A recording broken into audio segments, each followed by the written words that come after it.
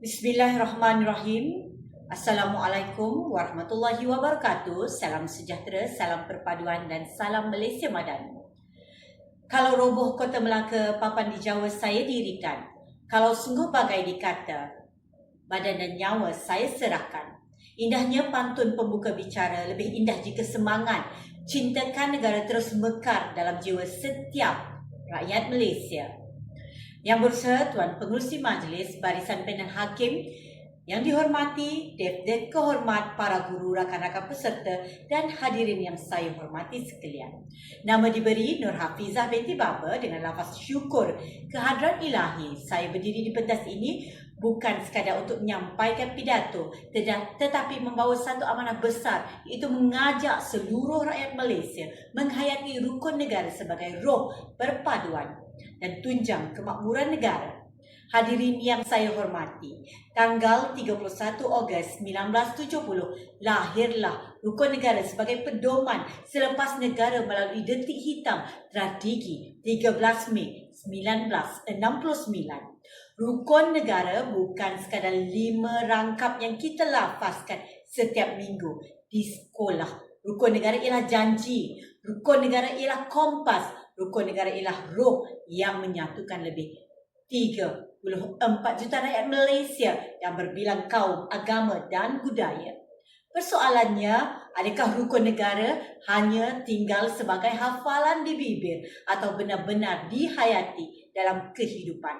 Pada hari ini, saya memilih untuk mengupas 3 prinsip yang menjadi kekuatan negara kita, iaitu kepercayaan kepada Tuhan, kesetiaan kepada raja dan negara, serta kesopanan dan kesusilaan. Kepercayaan kepada Tuhan. Hadirin sekalian, mengapa prinsip ini diletakkan di tempat yang pertama? Ini adalah kerana tanpa pegangan kepada Tuhan, manusia mudah kehilangan arah. Ilmu tanpa iman akan melahirkan kesombongan. Kuasa tanpa iman pula akan melahirkan penindasan. Kebebasan tanpa iman pula akan meruntuhkan akhlak. Hari ini kita menyaksikan gejala buli, fitnah di media sosial, penipuan dalam talian dan rasuah yang semakin membimbangkan. Persoalannya, adakah masyarakat kita semakin bijak tetapi semakin hilang nilai? Kepercayaan kepada Tuhan mengajar kita bahawa setiap perbuatan akan dipersoalkan. Nilai inilah yang melahirkan insan yang jujur, amanah, bertanggungjawab dan saling menghormati walaupun berbeza agama serta budaya. Bukankah semua agama mengajar kebaikan? Bukankah semua agama menyeru keamanan? Maka jelaslah prinsip ini bukan sekadar hubungan manusia dengan Tuhan, tetapi juga hubungan manusia sesama manusia. Prinsip yang kedua, kesetiaan kepada raja dan negara. Sidang hadirin yang saya hormati. Kesetiaan bukan sekadar berdiri tegak ketika lagu negaraku berkumandang. Kesetiaan ialah mempertahankan keamanan negara.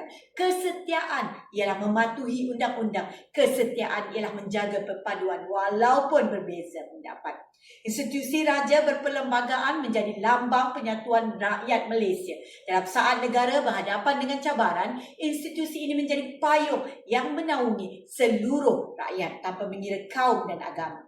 Sebagai rakyat Malaysia, kesetiaan boleh dibuktikan melalui tindakan yang kecil tetapi besar maknanya. Menghormati jalur gemilang, menjaga nama baik negara, menolak berita palsu, mematuhi undang-undang dan menyumbang kepada pembangunan masyarakat. Bak kata pepatah Melayu, hujan emas di negeri orang, hujan batu di negeri sendiri, lebih baik negeri sendiri. Sesungguhnya, cinta kepada tanah air bukan hanya ucapan di bibir, tetapi pengorbanan yang lahir daripada hati. Prinsip yang ketiga, kesopanan dan kesusilaan. Hadirin yang saya muliakan, jika ilmu melahirkan kepandaian, maka adab melahirkan kemuliaan.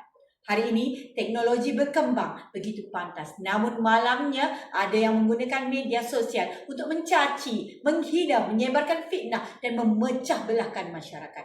Apakah erti kemajuan jika adab semakin hilang? Kesopanan dan kesusilaan mengajar kita menghormati ibu, bapa, guru, jiran, pemimpin serta semua anggota masyarakat. Sebagai seorang pendidik, saya percaya bahawa adab perlu dipupuk sejak usia kanak-kanak. Anak yang dibiasakan dengan ucapan tolong, maaf, terima kasih akan membesar menjadi warga negara yang menghormati orang lain. Benarlah kata-kata hikmah, bahasa menunjukkan bangsa, budi menunjukkan peribadi. Apabila tutur kata kita dijaga, hati akan bersatu. Apabila adab dipelihara, perpaduan akan sentiasa terpelihara.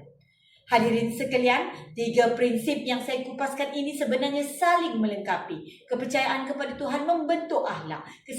Kepercayaan kepada Tuhan membentuk akhlak. Kesetiaan kepada raja dan negara membentuk patriotisme. Kesopanan dan kesusilaan membentuk peribadi. Apabila ketiga-tiga dihayati, lahirlah sebuah bangsa yang bukan sahaja maju dari segi pembangunan, malah unggul dari segi nilai dan kemanusiaan. Marilah kita buktikan bahawa rukun negara bukan sekadar ikrar yang menggema setiap Isnin, tetapi menjadi denyut nadi dalam setiap langkah kehidupan kita. Ingatlah, jika mahu melihat kuatnya sebuah negara, lihatlah rakyatnya. Jika mahu melihat bersatunya rakyat, hayatilah rukun negara. Jika mahu melihat gemilangnya Malaysia pada masa hadapan, mulakanlah dengan diri kita sendiri. Hari ini, rukun negara bukan sekadar ikrar tetapi jiwa bangsa. Sekian dari saya. Wabillahi taufiq wa hidayah. Wassalamualaikum warahmatullahi wabarakatuh.